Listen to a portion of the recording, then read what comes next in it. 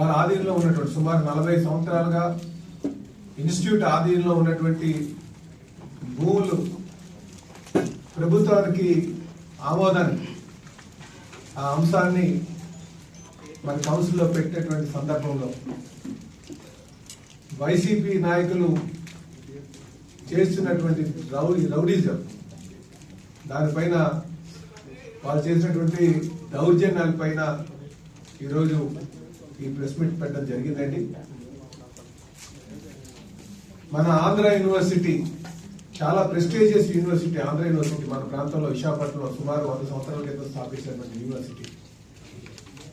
ఆ యూనివర్సిటీ తర్వాత మన ప్రాంతంలో దేశంలో గర్వించదగినటువంటి యూనివర్సిటీ గీతం యూనివర్సిటీ. ముఖ్య ఉద్దేశం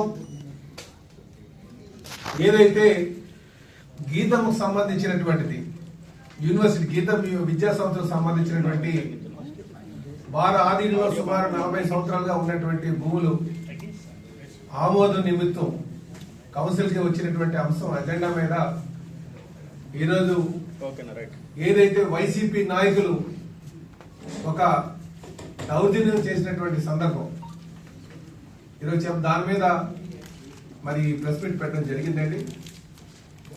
మీ అందరికీ తెలుసు, మన ప్రాంతంలో పేరుగాంచినటువంటి యూనివర్సిటీ అంటే ఆంధ్ర యూనివర్సిటీ. ఇది సుమారు 100 సంవత్సరాల క్రితం స్థాపించినటువంటి యూనివర్సిటీ. ఆ యూనివర్సిటీకి సమాంతరంగా చెప్పాలంటే ఒక విధంగా అంటే ఆ యూనివర్సిటీ ఆంధ్ర యూనివర్సిటీ ఎలా ఉందో అంత ప్రెస్టేజ్ పేరున్నటువంటి యూనివర్సిటీ మన గీతం యూనివర్సిటీ. సుమారు 40-42 సంవత్సరాల క్రితం స్థాపించినటువంటి యూనివర్సిటీ. విశాఖపట్నం ప్రాంతం చెప్పాలంటే ఒకటి ఆంధ్ర యూనివర్సిటీ కోసం మాట్లాడతారు విద్యా పిల్లలు ఎవరైనా సరే, తర్వాత మాట్లాడేది ఇంకో యూనివర్సిటీ ఉందంటే అది గీతం యూనివర్సిటీ కోసం మాట్లాడతాం. లక్షలాది మంది పిల్లలు అందులోంచి చదువుకొని ప్రయోజకులై ఈ దేశానికి సేవ చేసినటువంటి వారు ఉన్నారు. అనేక దేశాల్లో స్థిరపడినటువంటి వారు ఉన్నారు. అంటే ఒక పేరుగాంచినటువంటి యూనివర్సిటీ. అలాంటి యూనివర్సిటీ ఆధీనంలో సుమారు 40 సంవత్సరాలుగా భూములు ఏవైతే ఉన్నాయో ఆ అంశాన్ని ప్రభుత్వంకి వెళ్ళడానికి పంపడానికి, ఎందుకంటే ఏ భూమి అయినా కేటాయించాలంటే కౌన్సిల్కి రావాలి. కౌన్సిల్లో పెట్టి ఆ తీర్మానం పొందిన తర్వాత అది ప్రభుత్వం తీసుకుంటుంది నిర్ణయం, అసలు కేటాయించాలా కేటాయించక్కర్లేదా అన్నదాన్ని. ప్రజాస్వామ్యబద్ధంగా ఆ అంశాన్ని మేము సుమారు 7 రోజుల క్రితమే ఎజెండాలో పెట్టి అందరికీ తెలియజేసి ఈరోజు కౌన్సిల్ ఉందని చెప్పేసి అందరికీ తెలియజేసినటువంటి సందర్భం. కానీ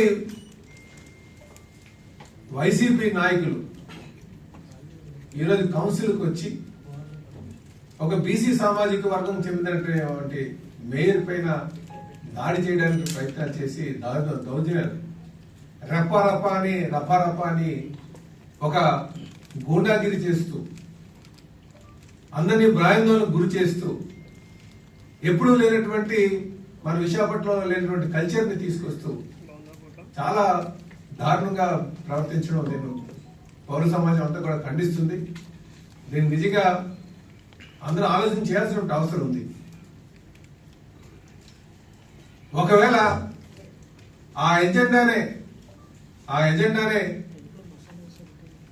చీకటి మాటన దాన్ని ఆమోదం చేసుకోవాలనుకుంటే టేబుల్ ఐటమ్ కింద పెట్టుకునే వాళ్ళని ఊహించాం.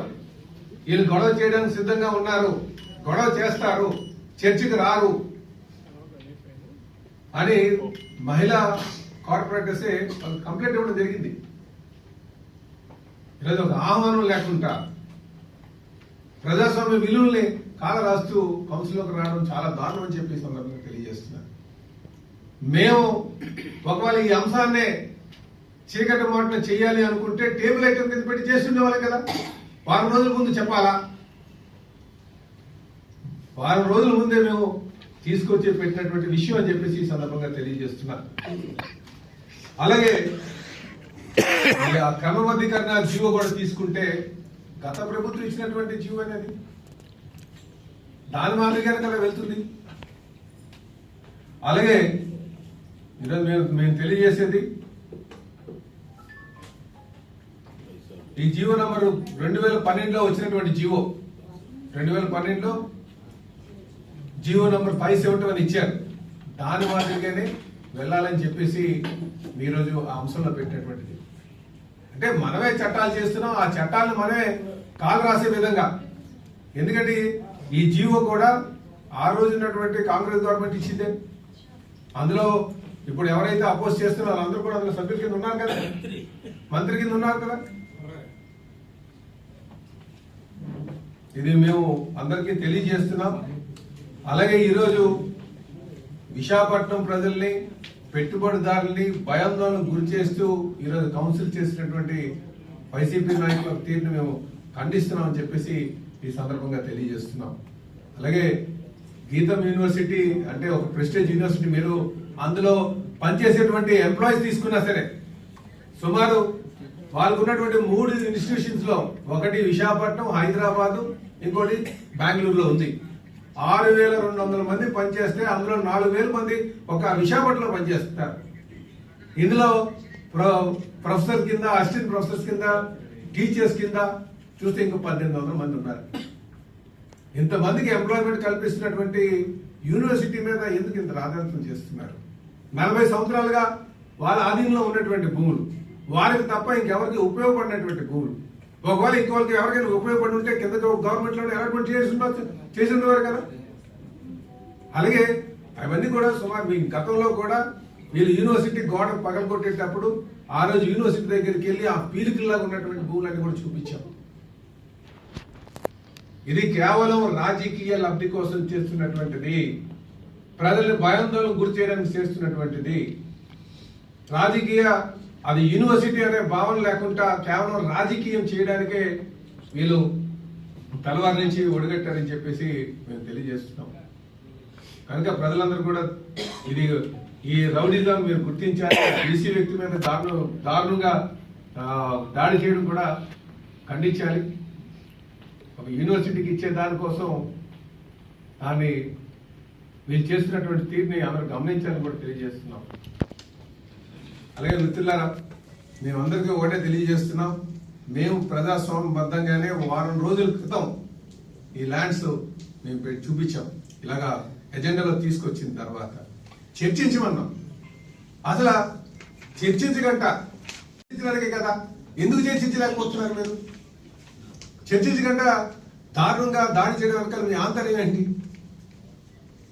ప్రజలు నిర్ణయిస్తారు కదా, ఎందుకు మీరు చర్చించలేదు? అసలు ఒక విషయమైనా మాట్లాడారా? వచ్చిన దగ్గర ఇలా స్టార్ట్ అయింది కౌన్సిల్లో, ఆయన వెళ్ళి మేయర్ మీద పడి దాడి చేయడం అంటే ఏ మెసేజ్ పాస్ చేస్తారు? కనుక ఇది చాలా దారుణం. మేము చాలా ఖండిస్తున్నాం. ఇలాంటివి మానుకోవాలి. రేపు పెట్టుబడిదారులను భయపెట్టేటువంటి ఆలోచన కావచ్చు, వెనకబడినటువంటి వారి మీద దాడి చేయడం కానీ మంచి పద్ధతి కాదు. ఈ సంస్కృతి మానుకోవాలని చెప్పి తెలియజేస్తున్నాం.